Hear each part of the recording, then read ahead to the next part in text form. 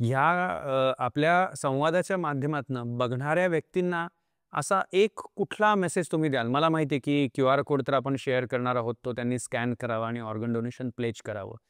आपला जो ऑर्गन डोनेशनवर माहिती देणारी हेल्पलाईन नंबर आहे, तोही आपण शेअर करू, जेणेकरून लोकांना ऑर्गन डोनेशनबद्दलची सायंटिफिक माहिती त्यातनं मिळू शकेल.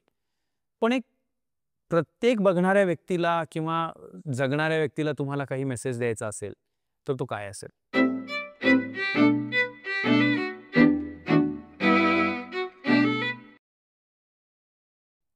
आपण मगाचपासनं डिस्कशन करताना बऱ्याच चांगल्या-चांगल्या गोष्टींवरती डिस्कशन केलं आहे. पण रिबर्थच्या ॲक्चुअल कामाबद्दल म्हणजे ही ऑर्गनायझेशन ठीक आहे 10 वर्षापूर्वी चालू झाली. त्याच्यामध्ये वेगवेगळे इव्हेंट्स झाले, काही सक्सेस झाले, काही अवॉर्ड्स आम्हाला नॅशनल किंवा स्टेट लेव्हलवरती मिळालेले आहेत. पण मग रिबर्थ म्हणजे ही चालती कशी? बेसिक रिबर्थ फाउंडेशन ही रिबर्थच्या मेंबर्समुळे चालणारी संस्था आहे. मला काही ह्याच्यामधले एक्सपिरियन्सेस शेअर करायला नक्कीच आवडले असते. एक मी जरूर शेअर करीन.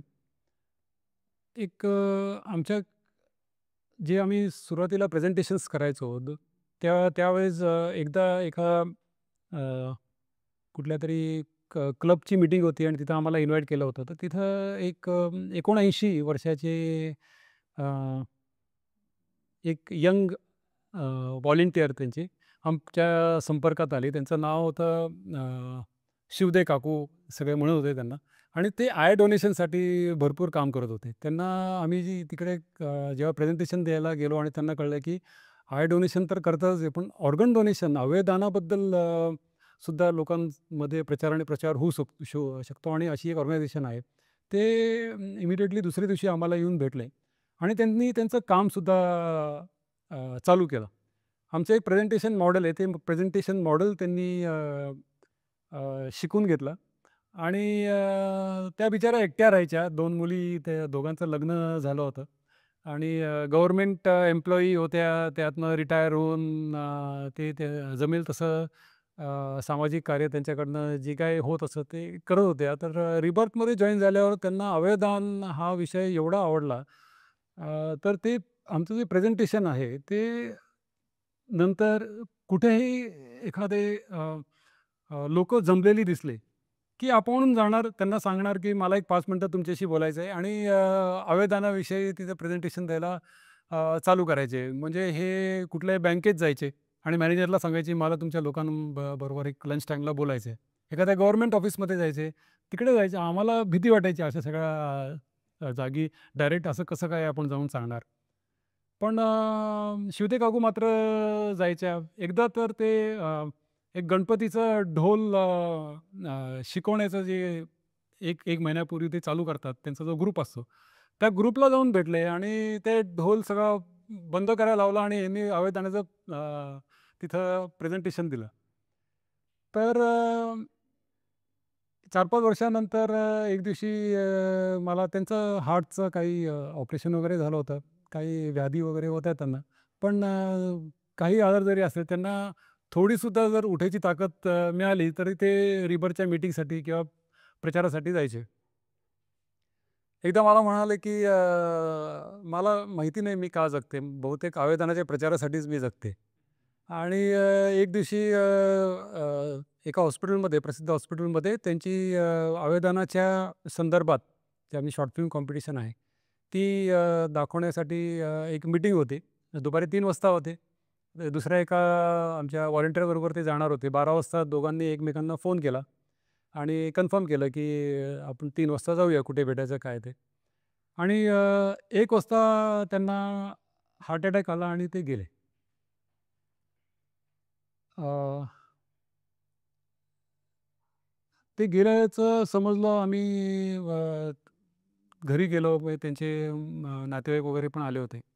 तर त्यांचं तिथं आय डोनेशन झालं, डोळ्याचं दान झालं आणि नंतर बॉडी डोनेशन झालं.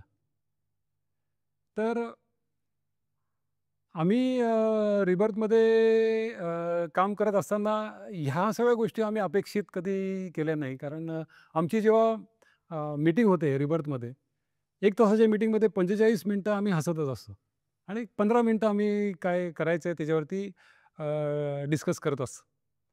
तर सामाजिक संस्था जेव्हा काम करतात, त्यावेळेस आपल्याला एक फायदा असा होतो, की आपल्याला रेडीमेड काही मित्र-मैत्रिणी, काही रिलेशन्स आपले डेव्हलप होतात आणि आजकालच्या ज्या व्हर्चुअल वर्ल्ड आहे, त्या व्हर्चुअल वर्ल्डपेक्षा कुठेतरी बाहेर जाऊन आपल्याला आपल्याला जनसंपर्क होतो आणि आपली लोकं त्याच्यामध्ये भेटतात आपल्याला.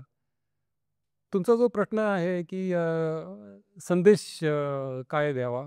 ऑलरेडी आपण आवेदनाबद्दल बरंच डिस्कस केलेलं आहे. प्रत्येक व्यक्ती आपापल्या कामामध्ये बिझी असतो आणि त्यांनी बिझी राहणं अपेक्षित असतं. त्याची जी पारिवारिक त्याचे जे काही लाईफ आहे, स्ट्रगल्स आहेत, ते पण ते चालू असतात. तर लोकांना प्रत्येक जणाला आजकाल वेळ नसतो. स्वतःच्या स्वतःसाठी सुद्धा वेळ नसतो. आणि मग आपण कंप्लेंट करतो, की देश माझ्यासाठी काहीच करत नाही. मला सरकार हे इथं काम करत नाही, तिथं काम करत नाही. पावसाळा चालू आहे, पॉटहोल्स असतात.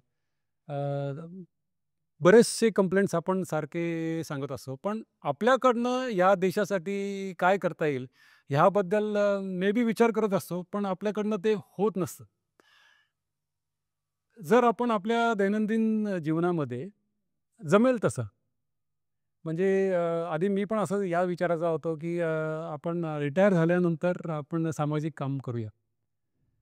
मी जेव्हा तुमचे चॅनल बघितले, तेव्हाच माझ्या लक्षात आलं, की वासुदेवाची आरोग्यवाणी या नावाचं पुस्तक तुमच्या वडिलांनी लिहिलेलं आहे. 63rd इयरला, 64th इयरला मला वाटतं त्याचं प्रकाशन झालं. एक सोशली एक समाजामध्ये लोकांना त्याचा फायदा व्हावा म्हणून त्यांनी लिहिलेली ती एक त्यांच्या जीवनभरची जी काही ते सार आहे, ते सार त्यांनी काढून त्या त्या पुस्तक रूपात त्यांनी पुढे आणलेलं आहे. ह्या पुस्तकाचा ऑडिओ बुक करायची आयडिया तुम्ही विचार केला आणि तुम्ही ती अंमलात आणली. आता त्यांनी जे समाज कार्य करायचा विचार केला ॲज अ डॉक्टर, तो एक वेगळा होता. तुम्ही तुमच्या परीने ह्या वयामध्ये तुम्ही 63 वयापर्यंत थांबले नाही. तुम्ही आजच हा विचार केला आणि ऑडिओ बुक तुम्ही एक्झिक्यूट केले. ते नावारूपात आणले आणि आता तुम्ही त्याच्या पुढचं जे काही पार्ट आहे, त्याच्याकडे आता मोटिव्हेट झालात आणि तुम्ही पुढे येत आहे. असंच जर समाजामधला प्रत्येक माणसाने स्वतःच्या आयुष्यामधलं एक 10 मिनिटं जर त्याला काढता आली, महिन्यातले समजा 1 तास, 2 तास जर त्याला समाजासाठी करता आलं, काही काम करून देत. मग ते साफसफाईचंच असून देत किंवा एखाद्या हॉस्पिटलमध्ये जाऊन आपलं काही तिकडच्या पेशंटबरोबर एक 10 मिनिटं वेळ घालवायचा किंवा एखाद्या सीनियर सिटिझन त्यांच्या आश्रमात, वृद्धाश्रममध्ये जाऊन तिकडच्या लोकांशी बोलायचं. जे काही त्याला पटेल असं महिन्यातले 1-2 तास जर काढू शकले, तर हे जे जग आहे, हे आपल्याला इथं जगण्यामध्ये भरपूर सोपं जाईल आहे. आणि माझ्या पर्सनल अनुभवावरून सांगतो, की पैसे मिळाल्याने आपल्याला एक सॅटिस्फॅक्शन मिळतं. फॅमिली लाईफमध्ये एक वेगळं सॅटिस्फॅक्शन असतं. पण जे पीस आणि जे इंटरनल सॅटिस्फॅक्शन जे एक एखाद्या सोशल वर्क, समाजसेवा करताना दुसऱ्याच्या चेहऱ्यावरती आपल्याला बघायला मिळतं, ते काहीतरी वेगळंच असतं. तर माझं अपील राहील सगळ्यांना, की त्यांनी कुठलंही वय असून दे आणि कुठेही ते गावात राहत असून दे, शहरात राहत असून दे, महिन्यामधले काही वेळ त्यांनी कंपल्सरीली समाजकार्यासाठी त्यांच्या परीने त्यांना जे योग्य वाटतं तसं त्यांनी करावं.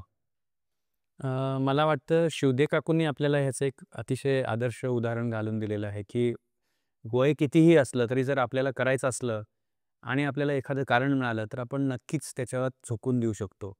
आणि करणाऱ्या व्यक्तीसाठी अशा खूप साऱ्या संधी आज उपलब्ध आहेत. अशा खूप साऱ्या संस्थांना, अशा खूप साऱ्या करणाऱ्या व्यक्तींची गरज आहे.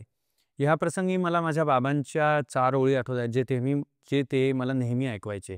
आणि तुम्ही बाबांची आठवण काढल्यामुळे मला त्या अजून जास्त प्रकर्षाने आठवत आहेत. ते म्हणायचे की ह्या जन्माचे व्रत ऐसे की आत्मस्तुतीचा लळा नसावा. ह्या जन्माचे व्रत ऐसे की आत्मस्तुतीचा लळा नसावा. कार्यमग्नता हे प्रभू पूजन, देह समाप्ती हाच विसावा. त्यांचं असं म्हणणं असं आहे की जोपर्यंत माझ्या प्राणात प्राण आहे तोपर्यंत मी काही ना काहीतरी करत राहायला पाहिजे, आणि ते जर मी समाजासाठी करू शकत असेल तर त्याच्यासारखी दुसरी कुठली गोष्ट नाही.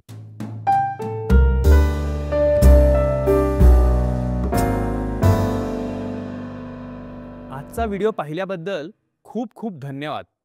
तुमच्याकडे काही प्रश्न असतील तर कमेंटमध्ये नक्की विचारा. तुम्हाला हा व्हिडिओ आवडला असेल, उपयोगी वाटला असेल तर नक्की लाईक करा, शेअर करा आणि सबस्क्राईब करा.